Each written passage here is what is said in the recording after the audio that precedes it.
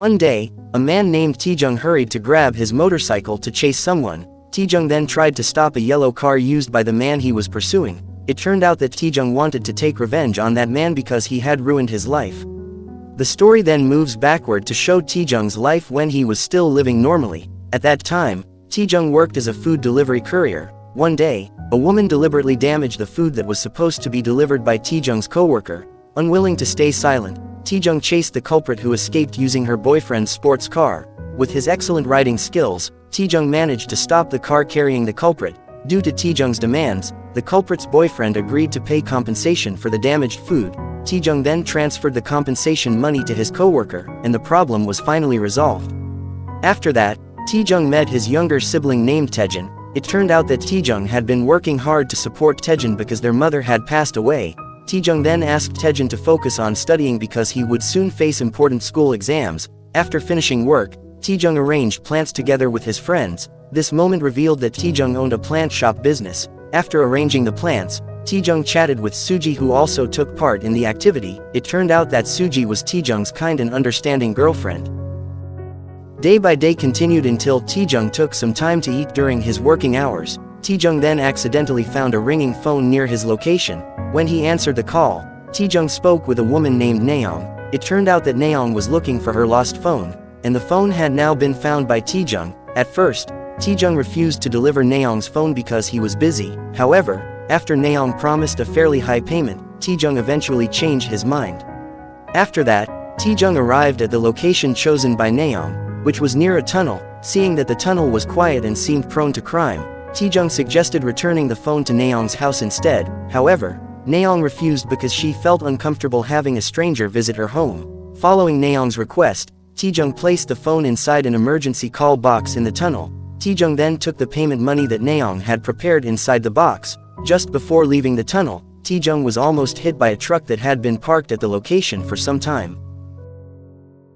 Time passed until Taejung was suddenly arrested by the police. Taejung was then informed that he had become a suspect in a rape and murder case. It did not take long for the news of Taejung's arrest to attract intense public attention. The reason was that the victim's body was found in a mutilated condition. Because of this, Taejung was considered a cruel murderer. During the interrogation, the police showed Taejung a photo of the victim, who was a woman in her 20s. Taejung firmly stated that he did not know and had never met the woman. Most importantly, Taejung swore that he was not the perpetrator.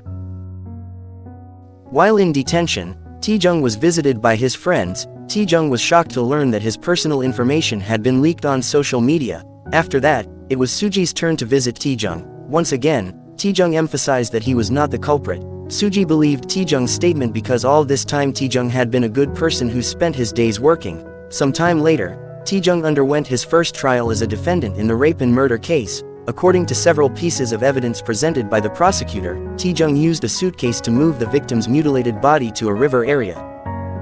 Furthermore, Taejung dismembered the victim in the bathroom of an empty apartment unit.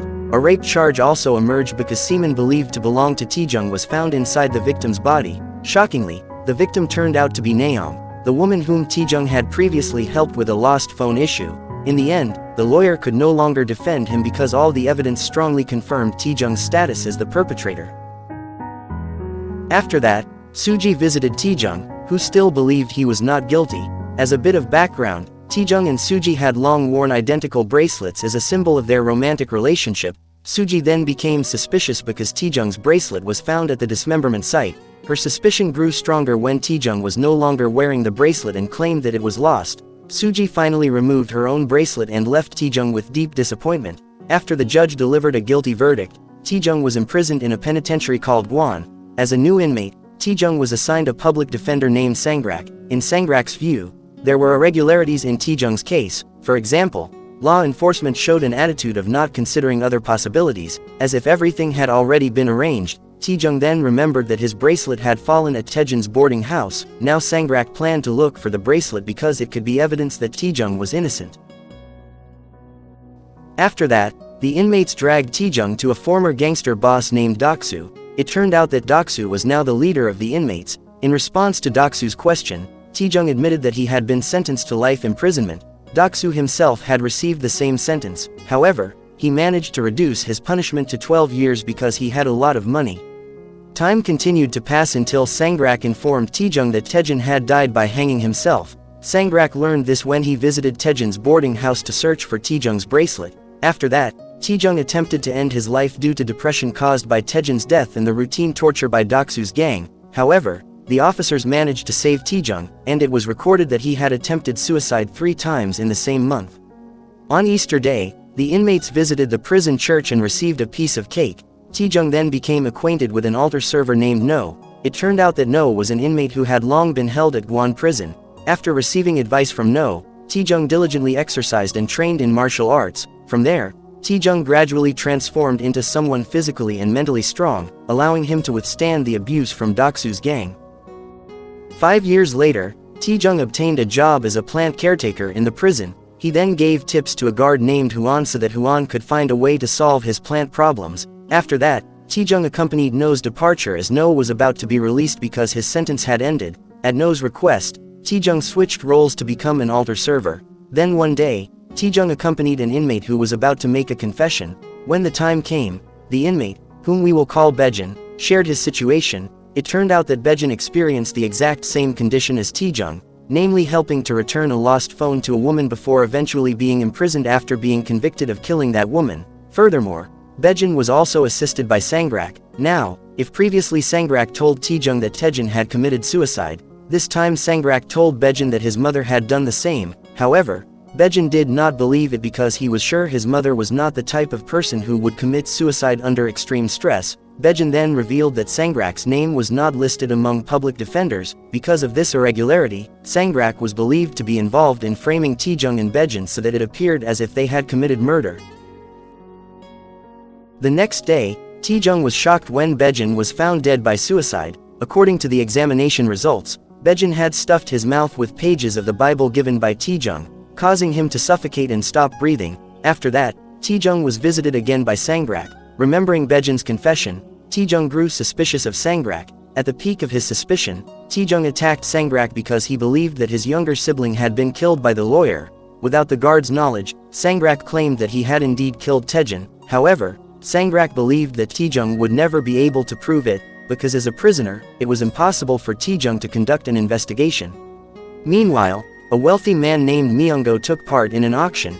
It was known that the item being auctioned was a statue created by the genius artist Arlili, which had an extremely high value. During a break in the auction, Myungo contacted a statue collector named Johan. According to their agreement, Johan guaranteed that Myungho's child would be safe as long as Myungo delivered the Arlili statue to Johan. When the auction resumed, Johan secretly joined as a bidder to pressure Myungo. Because of this pressure, Myungo was forced to bid 6 billion won, allowing him to finally purchase the statue. After obtaining the desired statue, Johan contacted Myungo. It turned out that Baejin, who died by suicide using Bible pages, was a false suspect chosen by Johan to replace Myungho's child. With Baejin's death, Johan ensured that Myungho's child was now free from the threat of punishment and could return to living a normal life. That conversation ultimately proved that Johan was the mastermind behind the trap that caused innocent people to be punished. After that, Sangrak contacted Johan to report the problem involving Taejong. Johan then allowed Sangrak to eliminate Taejong because Taejong had already realized that he had been framed by someone. Around the same time, a man we will refer to as Naro was assigned the task of killing Taejong. Back at Gwon prison, Taejong faced several of Doksu's subordinates. As usual, they ordered Taejong to act as a punching bag. Tired of being a target of abuse, Taejong finally fought back and managed to defeat Doksu's men. Taejong then threatened Doksu, warning him not to dare cause trouble for him again.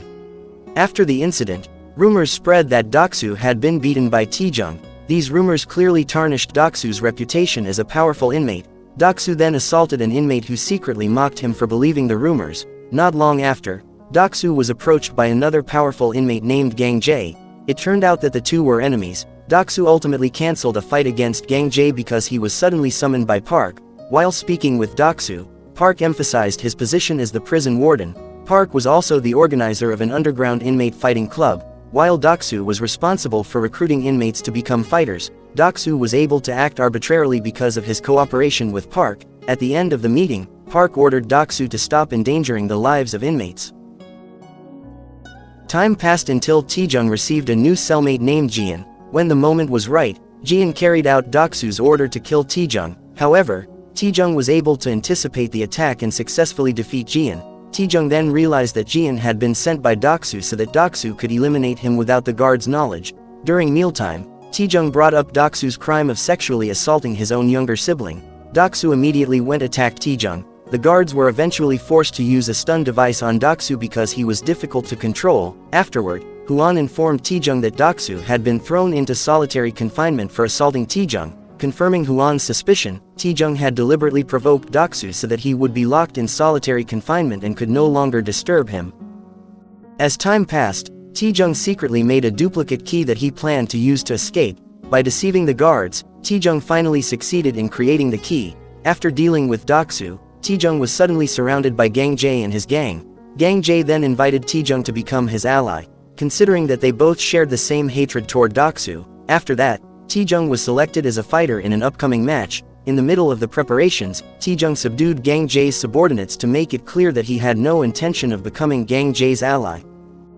Time continued to pass until the inmates were gathered to undergo vaccination. It turned out that the vaccination was to be carried out by Nara, who was disguised as a prison doctor. Nara then secretly replaced the vaccine with poison when he injected Taejong. After injecting Taejong, Nara sent a message to someone stating that Taejong would die within 30 minutes. After that, Taejong began attempting to escape from the prison using strategies and tools he had prepared long in advance. By taking advantage of gaps he already knew, Taejong tried to move as quickly as possible. Then, in the middle of his struggle, Taejong suddenly felt dizzy without realizing that the condition was triggered by the poison injected by Nara. After overcoming various obstacles, Taejong managed to enter the office that handled inmates' family visits. Through a diversion, Taejong succeeded in leaving the office and heading toward the prison exit gate. In the end, Taejong lost consciousness as the effects of the poison reached their peak.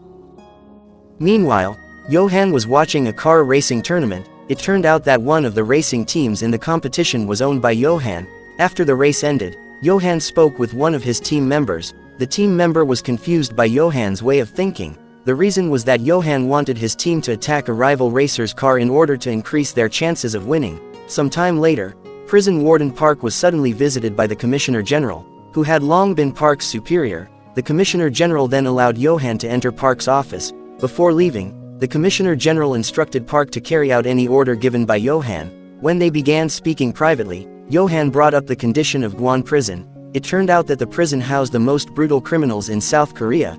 Johan then admitted that he was friends with influential people. One of them was the superior of the Commissioner General. Johan then gave Park 2 1-kilogram gold bars, each worth 200 million won, so that Park would be willing to carry out Johan's mission. Park would later receive 5 identical gold bars if he successfully completed the mission. It turned out that the mission was to gather 12 inmates who met the requirements listed in the documents. Then those 12 inmates would be sent to a location chosen by Johan. Park was also allowed to send inmates he disliked as long as they still met the requirements. Park finally promised to ensure the mission's success.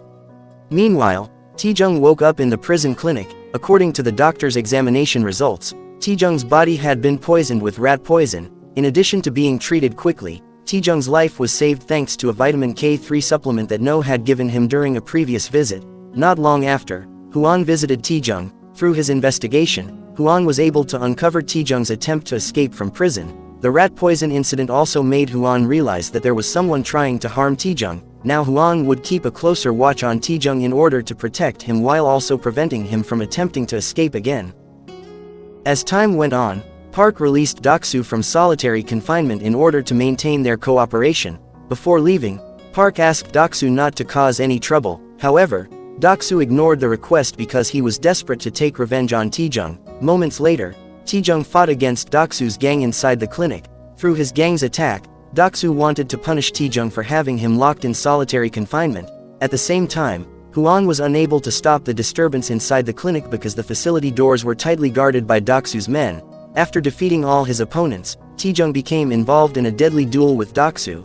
As Doksu continued to resist, Taejong ultimately used Doksu's sharp weapon to slash his ear. This incident was discovered by Hwan and the emergency response team who had just arrived at the scene and managed to restore order. As a result of his actions against Doksu, Taejong was thrown into solitary confinement. After that, 12 inmates including Taejong were forcibly sent to a place owned by Johan with their heads covered. The next day, Johan welcomed them all and promised them a reward. 5 years earlier, there was a man named Kyung who killed his friend while under the influence of drugs. It turned out that Kyung's friend was Naeong, the woman who was said to be Taejung's murder victim. Kyung then reported the matter to his father in hopes of escaping legal consequences. Meanwhile, through his company, Yohan succeeded in winning a data center construction project. Yohan then discovered several officials who criticized his company's victory. The reason was that Yohan's company had won the project without following proper procedures. Yohan then threatened to expose the officials' personal information if they dared to interfere with his company. In fact, Yohan's company operated in the data security sector. It was possible that Yohan possessed sensitive data that he could use to control or destroy his opponents. After that, Nara carried out Yohan's order to cut off the index finger of an official who dared to criticize Yohan. Yohan then attached that index finger to part of his statue collection. In Yohan's eyes, the severed human finger was the final piece that perfected his statue. Time continued to pass until Yohan was contacted by a council member named Baek, who was Kyung's father, the real murderer of Naeong. Baek eventually hired Yohan's security services so that Kyung could avoid legal punishment. In return, Baek was required to purchase a high-value artwork for Yohan. After that, Yohan entered his special room which he usually used to handle client matters. Through special cameras installed by his team, Yohan was able to examine crime scenes without having to visit them directly. Yohan then hacked city surveillance cameras to search for a suitable false suspect to replace Kyung. Yohan ultimately chose Taejung because he spent the entire day delivering orders around Naeong's residence. As the next step, Yohan monitored Taejung through both his team and CCTV footage. After fully understanding Taejung's activities and personal life, Yohan and his team fabricated evidence to frame Taejung as the perpetrator. Yohan paid close attention to every small detail so that it appeared Taejung had truly raped and murdered Naeong. Under Yohan's orders, Nara killed Taejun and secured Taejung's bracelet that had fallen at Taejun's boarding house. It also appears that Nara took Taejung's semen from a discarded contraceptive device and then injected the fluid into Naeong's body. This was Yohan's advanced manipulation technique to make Taejung replace Kyung as Naeong's killer. Back to the present time, we are shown what happened before the group of inmates was welcomed by Yohan. When they first arrived at Yohan's property, Taejung and the other inmates were given luxurious food and drinks. Following the instructions, the 12 inmates including Taejung entered their respective rooms. They began to wonder why they had been brought there and where that place actually was. When the situation became quiet, Taejung attempted to escape. However, his action was ultimately stopped by security guards carrying rifles. Realizing that the guards were constantly aiming at him, Taejung did not dare to attack when he was met by Yohan. At the end of the meeting, Yohan hinted that Taejung and the other 11 inmates would take part in a competition with a special prize. Moments later, Jian managed to persuade Taejung to meet Doksu. Taejung then prepared himself to fight after learning that Doksu intended to kill him for revenge. However, the guards successfully prevented the clash, forcing Doksu to postpone his plan to eliminate Taejung. The story then returns to the moment when Yohan welcomed the 12 inmates. Here they were dressed in uniforms with individual serial numbers. Yohan then announced that the 12 inmates would become participants in a car racing competition. The arena would be located in an abandoned factory complex. Yohan then shot an inmate dead for attempting to escape from the competition. After that, Yohan displayed a pile of money totaling 5 billion won as the prize for the winner of the race. Yohan emphasized that the competition had no rules, meaning participants were allowed to use any method to achieve victory. After the briefing, the 12 inmates took cars from the garage according to the serial numbers on their uniforms. It turned out that each participant received a different car, and not all of them were suitable for racing. However, since there were no rules, they were free to modify the cars to overcome their weaknesses. Meanwhile, Kyung arrived at the location with a man following Yohan's invitation. It turned out that the man accompanying Kyung was the one whose punishment had been replaced by Baejin. Yohan eventually revealed that the inmates' car racing competition would become a gambling event operated through the dark web. During the race preparation period, Jian, who was still considered Doksu's subordinate, carried out his task of spying on Taejung. Without Doksu's knowledge, Jian cooperated with Taejung as a team. Taejung agreed to work with Jian because the man showed genuine seriousness. At this point, the participants had already formed their own teams to increase their chances of winning.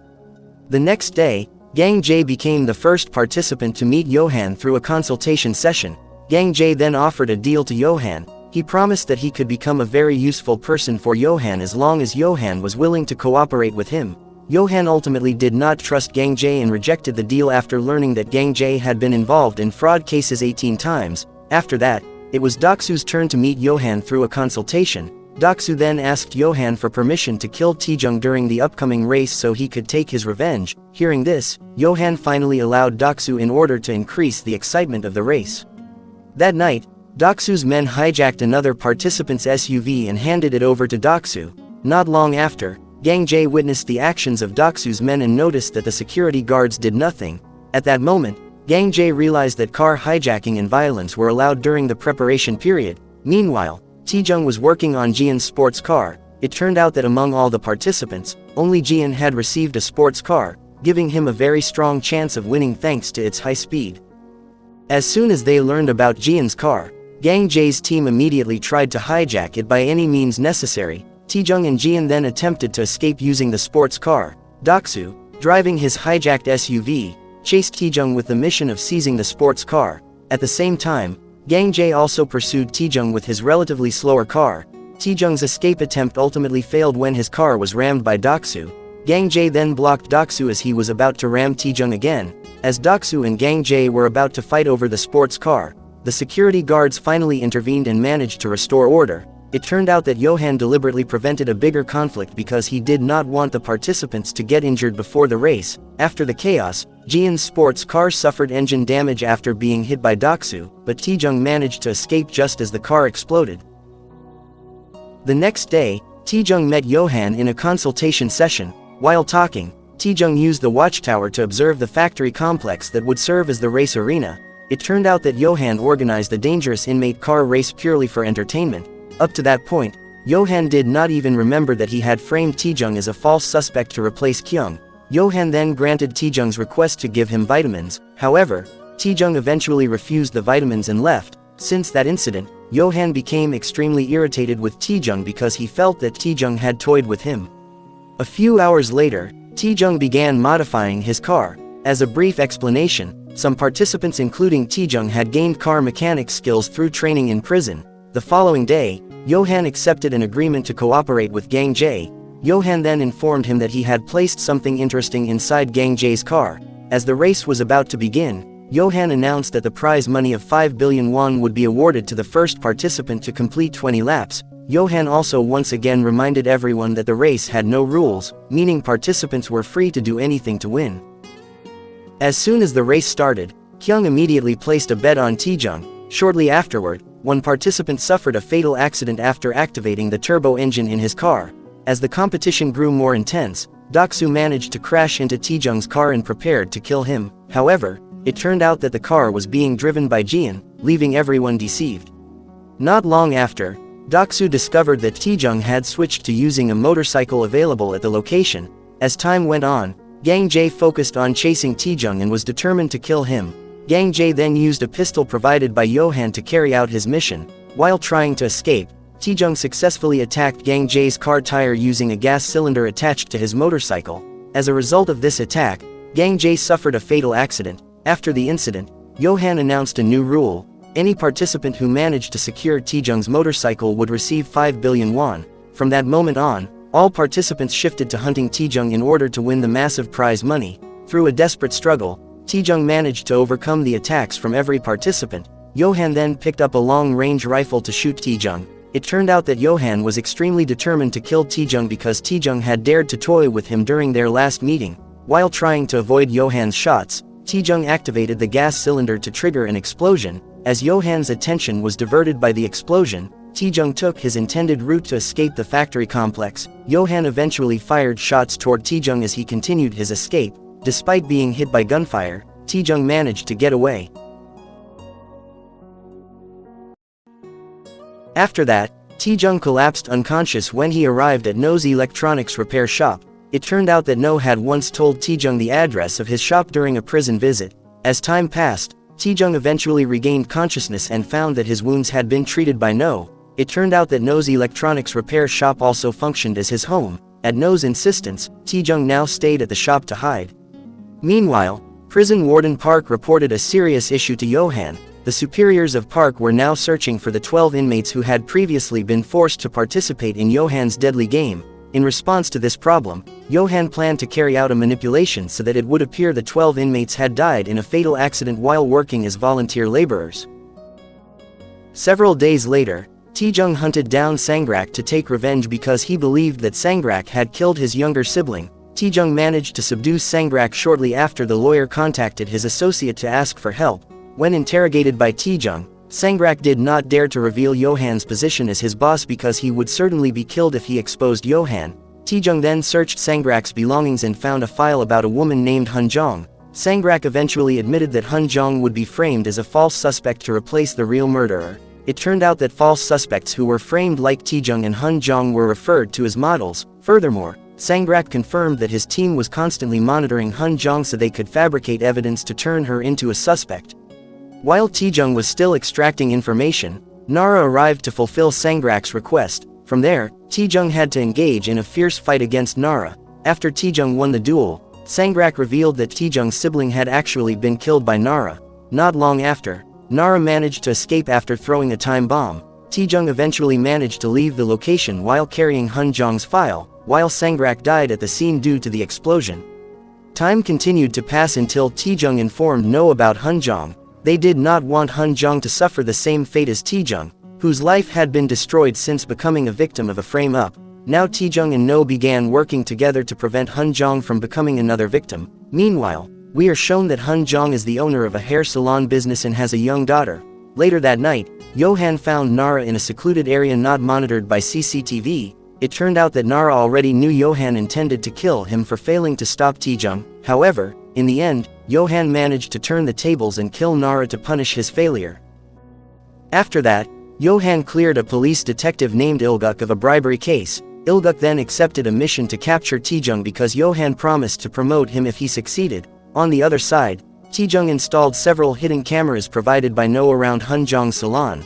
Through this method, Taejong hoped to protect Hunjong from threats while also identifying spies who were monitoring her. Some time later, Taejong subdued a delinquent woman named Inbi who attempted to steal No's money at the shop. Upon seeing this incident, No clarified the situation to Taejong. It turned out that Inbi was No's daughter who often demanded money. Inbi did not hesitate to use dirty methods if her demands were not met. After that, Taejong visited Hunjong's salon and only found her daughter, Soyeon. Taejong then rushed to look for Hunjong at the location mentioned by Soyeon, because it turned out that Hunjong was returning a lost phone without realizing that it was a trap. At the same time, Ilguk and guard Huan visited No's shop with the mission of searching for Taejong. While conducting the interrogation, Ilguk inspected the shop to look for clues. However, during the process, Ilguk accidentally peeked at Inbi who had just finished changing her clothes. Inbi eventually chased Ilguk and Huan away for behaving improperly. Meanwhile, Hunjong met a woman to return her lost phone. Without Hunjong's knowledge, the woman, whom we will call Ji, was a member of the team that fabricated false evidence. Not long after, Taejong arrived and managed to snatch the phone that was about to be returned to Ji. Taejong was then able to confirm that the phone was part of a trap to frame Hunjong as a false suspect, also known as a model. Through the trapped phone, Taejong managed to contact Ji. In order to get the phone back, Ji agreed to pay a large ransom demanded by Taejong. As agreed, Ji sent the ransom money through a courier arranged by Taejong. Ji then retrieved the trapped phone at a location chosen by Taejong. Shortly after that, the head of the false evidence fabrication team, a man named Wu, was speaking with Johan. Wu admitted that the phone intended to frame Hunjong had been stolen. However, Wu claimed that he had managed to recover the phone by paying ransom to the culprit. Even so, Johan considered Wu's action a major mistake. On Johan's orders, a woman named Chungri eventually killed Wu as punishment. Meanwhile, Taejong continued to follow Ji until she entered a factory managed by Wu. Taejong then subdued a guard and took his uniform to disguise himself. After that, Taejong secretly recorded the activities of the workers as they fabricated false evidence. It turned out that the fake evidence was created using discarded personal items belonging to the model. In this case Hunjong. Moments later, No contacted Taejong to report that there would be an attack on Hunjong's salon. After communicating with No, Taejong was suspected by the workers because employees were not supposed to use mobile phones while working. Once his disguise was exposed, Taejong was forced to fight them. After successfully escaping, Taejong immediately rushed to Hunjong's salon to save her. Taejong managed to divert Chungri's attention just as she was about to kill Hunjong. When she heard police sirens approaching from a distance, Chungri immediately fled. It turned out that the police were heading to Hunjong's salon to follow up on a report made by No. As time passed, Inbi took Hunjong and her child to a friend's house to hide. The two of them planned to stay there until the situation was completely safe. On the other hand, council member Beck and his son Kyung met Johan at his house. They were furious because Johan had still not been able to stop Taejung. They demanded that Johan resolve the Taejung problem as soon as possible, because the longer Taejung remained free, the greater the risk that Kyung's status as the real murderer of Naeong would be exposed. After the meeting, Johan grew to hate Beck and Kyung for daring to insult and threaten him. As retaliation, Johan planned a strategy to bring Taejung and Kyung together, hoping it would lead to a life-threatening conflict between them.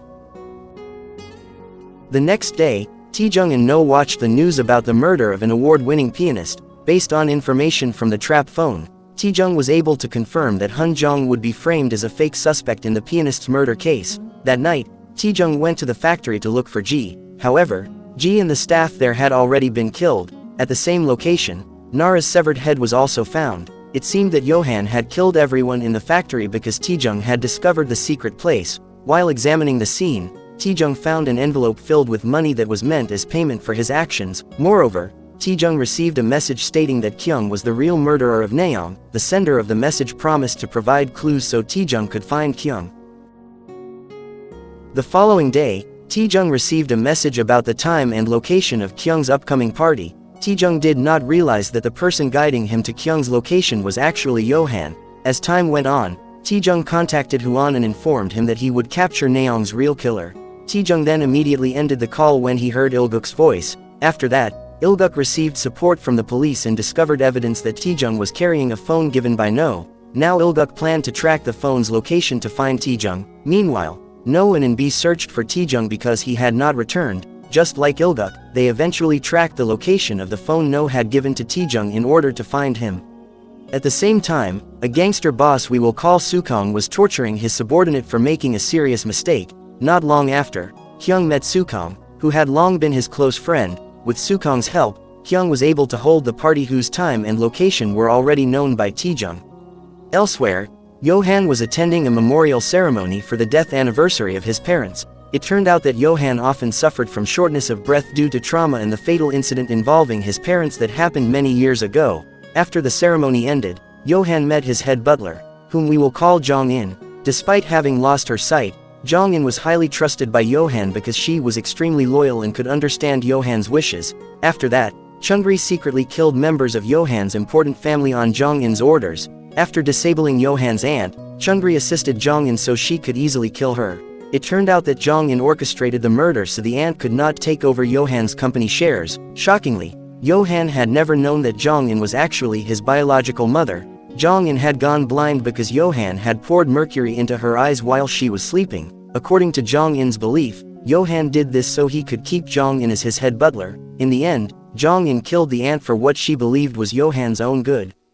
That night, Taejung approached Kyung on the ship where the party was being held. Taejung tried to provoke Kyung into making a confession while secretly recording him so he could obtain proof that Kyung was Naeong's real killer. Unfortunately, Taejung's plan failed. Shortly after, Sukong ordered his men to stop Taejung so Kyung could continue partying. Although Taejung managed to defeat them, he was eventually overpowered by Sukong. Taejung then woke up inside the ship, bound with duct tape. After that, Kyung contacted Johan to inform him that he had successfully captured Taejung. Kyung then began to wonder how Taejung had managed to find his location. At Kyung's request, Johan agreed to return the money that had been used to hire him to frame Taejung.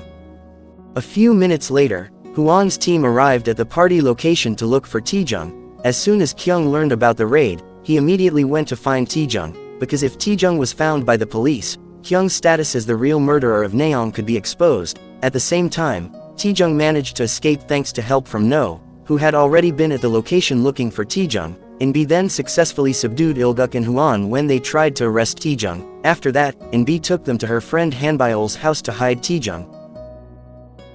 The next day, Taejung and No talked about Kyung. Here, Taejung believed that he had become a suspect in Naeong's murder case because Kyung had framed him. Taejung eventually agreed to Kyung's request to meet in the near future. Meanwhile, Johan met Kyung's mother at a luxury restaurant. Johan then admitted that he was Kyung's friend. Not long after, Beck arrived to celebrate his wedding anniversary with Kyung's mother. When Kyung's mother went to the restroom, Johan and Beck immediately spoke in a tense atmosphere. In a threatening tone, Johan emphasized that he could find Beck anytime he wanted. Even though Beck had once acted harshly, Johan still offered help to protect Kyung from Taejung. However, Beck firmly refused and warned Johan not to do anything reckless. That night, Johan faced a group of intruders who tried to kill him. With his swordsmanship skills, Johan managed to kill them all in a short time. Johan then concluded that Beck had sent the intruders as a warning so that Johan would not dare to terrorize Beck's family. On the other hand, No shared his dark secret while talking with Taejong. While drunk, No had a fierce argument with his wife, who was also Inbi's mother. No then unknowingly caused a fire in the house that ended up killing his wife. This incident was what sent No to prison after he was convicted of killing his own wife. Since then, Inbi had hated No, and they lived separately for 10 years. However, their relationship began to improve after they worked together to help Taejong. The next day, Taejong used the warehouse at Hanbyul's house to prepare an explosive triggering device. It turned out that Taejong planned to bring this device as a weapon when he later met Kyung. Not long after, Inbi showed her concern by asking Taejong to eat right away. Seeing this, Hanbyul began to wonder whether Inbi liked Taejong. A few minutes later, Inbi went shopping at a nearby convenience store and accidentally met Ilguk. It turned out that Ilguk had brought a police team on standby around Hanbyul's house to search for Taejong. After tricking Ilguk so she would not be arrested, Inbi immediately rushed to Hanbyul's house to warn Taejong. Inbi had actually already called No's phone to give a warning, but No did not answer because his phone was not ringing. Upon arriving, Inbi escaped together with No. While Taejong fled on his motorcycle, they both agreed not to reveal Taejong's location, forcing Ilguk to look for another way. No then emphasized to Huan that Taejong was actually a victim of a setup.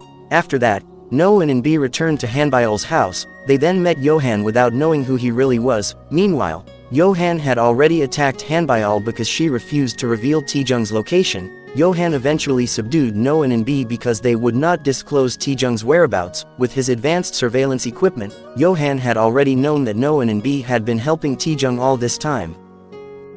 That night, Taejong arrived at the meeting location with Kyung. In order to clear up Taejong's misunderstanding, Kyung explained that the person who had actually framed Taejong was Johan, while Kyung was merely a client who had hired Johan's services so that his punishment could be transferred to someone else. Regardless of the reason, Taejong continued to pursue Kyung because he was still one of the causes behind the destruction of Taejong's life.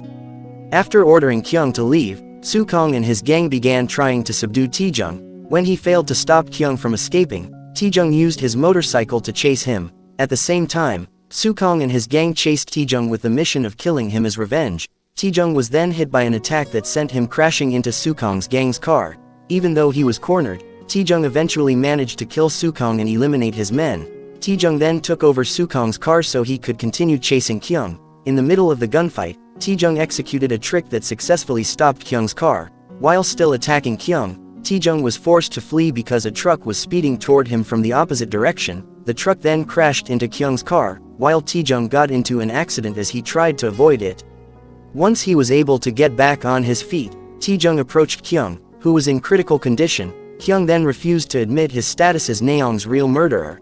After Kyung lost consciousness, Taejong answered a call from Johan on Kyung's phone. Johan then offered 5 billion won as a reward for Taejong's hard struggle so far.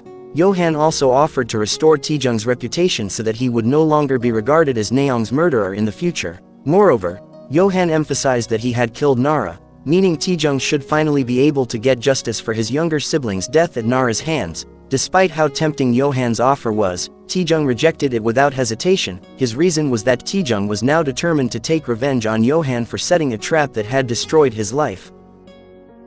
Some time later, Johan subdued Beck and killed a woman who was suspected to be Beck's mistress. While Beck was in critical condition, Johan revealed his dark secret. Back in his teenage years, Johan had killed both of his parents because he opposed their decision to donate most of their assets to a temple. Johan then reported to the police that his parents had been killed by an escaped convict hiding around his neighborhood. The police eventually shot the convict dead when he tried to escape during arrest. From that moment on, Johan became interested in framing innocent people as suspects in murder cases. After finishing his confession, Johan killed Beck for daring to attack him earlier. Johan's dispatched team then arrived to erase all traces. Some time later, No was arrested by the police in connection with Beck's murder case. During the interrogation process, detectives presented various pieces of evidence that led to No being named a murder suspect. No was eventually detained even though he repeatedly insisted that he had not killed Beck. After that, Taejong went to No's electronics repair shop after hearing about his arrest. Taejong then disabled the CCTV at the location so that Johan could no longer use the cameras to spy on them. Not long after, Taejong found In-bi cleaning graffiti on the shop door that contained hateful messages targeting No. Taejong then reassured In-bi that No was actually innocent. As In-bi mourned her father's fate, Taejong left with a mission to set things right. Meanwhile, Johan had just completed his 100th sculpture. It turned out that Johan was actually the genius artist Arlili, whose sculptures always sold for fantastic prices at every auction. Johan liked to create sculptures with expressions of suffering and despair, because those faces reflected the condition of the people he had framed. On Jong-in's suggestion, Johan planned to reveal his identity as Arlili when releasing his 100th sculpture for auction. As time went on, Taejong contacted Johan. Taejong was able to guess that No's arrest was part of Johan's trap. After that, Taejong went to an emergency phone booth as instructed by Johan. Inside the booth was the knife Johan had used to kill Beck, which was meant for Taejong. Through these two items, Johan gave Taejong two choices. The first was to turn himself in as Beck's murderer while carrying the knife as evidence, and the second was to use the check to demand ransom money of any amount. It turned out that Johan intended to use the check to recruit Taejong. Johan also implied that framing No was a counterattack against Taejong. After ending the communication, Johan grew curious about which choice Taejong would make. As time passed, No reflected on his past while being confined in his cell. In truth, No had once been very close to In-bi. No was then sentenced to 20 years in prison for causing a fire that killed his wife. Later, while he was an inmate, No scolded In-bi for hitting a friend, even though In-bi had acted because the victim had insulted both In-bi and No. Not wanting In-bi to continue being judged, No eventually forced In-bi to stop considering him as her father. From that moment on, In-bi hated No, until they later reconciled thanks to Taejong's presence. Returning to the present, No decided to accept the status of Beck's murderer. No secretly did this for In-bi's safety. Around the same time, Taejong turned himself into the police while bringing the knife used to kill Beck as evidence. Taejong firmly stated that he was the real murderer of Beck, which finally led to No being released. After returning to the shop, No shared a touching moment with In-bi. After that, Johan visited Taejong, who was being detained. Having grown tired of Johan's traps, Taejong no longer cared about Johan's motives or background. Taejong finally called Johan an immoral child. Offended by the insult, Johan ordered Park to make sure Taejong would die when he was later transferred to Gwon prison. The next day, Hwan obtained permission to pick up Taejong by using an emergency transfer procedure. On the way to Gwon prison, Hwan revealed that fellow guards had been working harder ever since Taejong once managed to escape. Taejong then implied that he had deliberately turned himself in as Beck's murderer in order to save No. After that, Hwan successfully used a trick to get the driver out of the vehicle for a moment. Once the opportunity arose, Hwan immediately took control of the vehicle and drove Taejong to a deserted area. Hwan then freed Taejong because he already knew that Taejong was innocent. Now, Hwan hoped that Taejong could fix the life that had been ruined since he became a victim of a trap. After leaving the location, Hwan reflected on the moment that made him willing to help Taejong. Previously, Taejong had secretly sent the results of his investigation to Hwan. From this, Hwan learned about the fake models and fabricated evidence, as well as Kyung's status as the real murderer of Naeong. After that, Hwan had also overheard Park's conversation, allowing him to discover that Taejong was going to be killed once he was imprisoned at Gwon prison.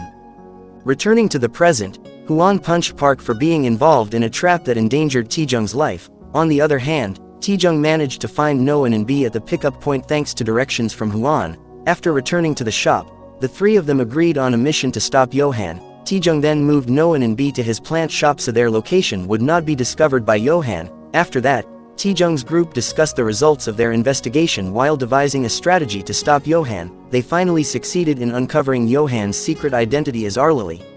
Meanwhile, Johan attended a special exhibition aimed at showcasing Arlili's 100th sculpture before it was auctioned on the same day. In the end, Arlili's latest sculpture was sold for 10 billion won. The host then announced that the buyer of the 100th sculpture was an auction participant located in a private room. Johan postponed his plan to reveal his identity as Arlili because he wanted to immediately find out who the buyer was.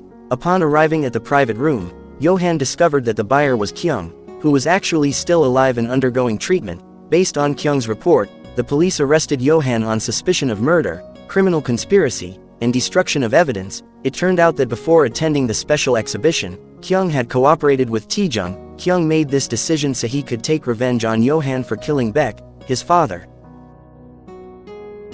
As time went on, Johan was eventually detained in a cell. Not long after, a group of thugs stormed the police station and attacked all the officers on site. Ilduk also became a victim while he was asking Johan for help. When the moment was right, Johan was freed by Doksu, who had orchestrated the attack earlier. It turned out that Doksu carried out the action at Park's request, which itself came from Johan. At the end of the meeting, Johan assured Doksu that he would soon be able to meet Taejung to take his revenge. After that, Taejung disguised himself as an officer responsible for transferring Arlili's sculpture to Johan's house. While Taejung was busy with his mission, Johan managed to kill Kyung quietly in the hospital room. As a result of this incident, the police reached a dead end in handling Johan's case. On the other side, Chungri came to the plant shop and attacked No. Inbi then fought desperately to stop Chungri in order to protect her father. Despite resisting with all her strength, Inbi was eventually defeated by Chungri. Worse still, No was now severely injured due to Chungri's attack. Shifting to Taejung, he successfully infiltrated the advanced room that Johan usually used to design his traps. After taking the data storage device, Taejung immediately left the location because the security system would soon trap him inside. Then, as he was about to leave Johan's house, Taejung was confronted by Doksu. After delivering his threats, Doksu ordered many of his subordinates to kill Taejung. After defeating all of Doksu's men, Taejung had to fight Doksu himself. With great effort, Taejung finally managed to defeat Doksu.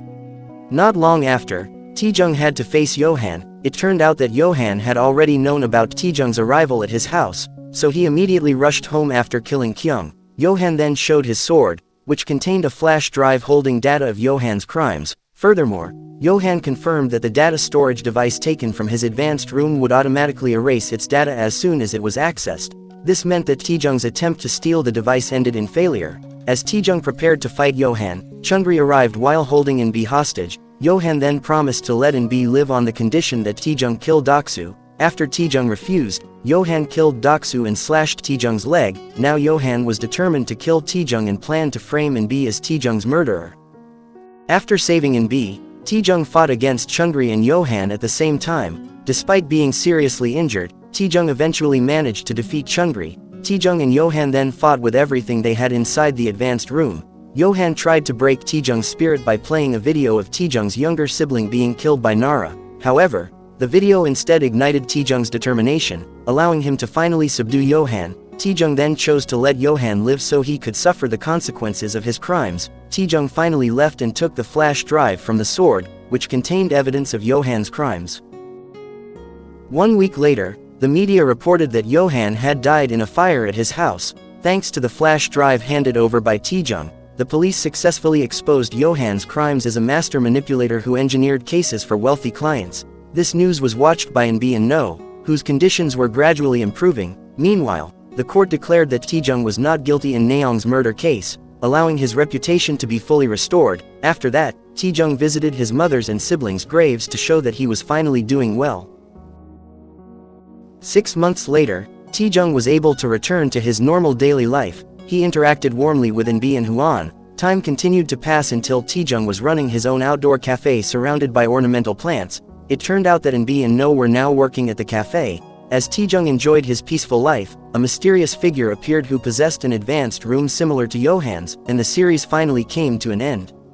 Thank you very much for watching this story summary until the end. If you enjoyed it, please subscribe and activate the notification bell, and see you in the next story summary. Adios.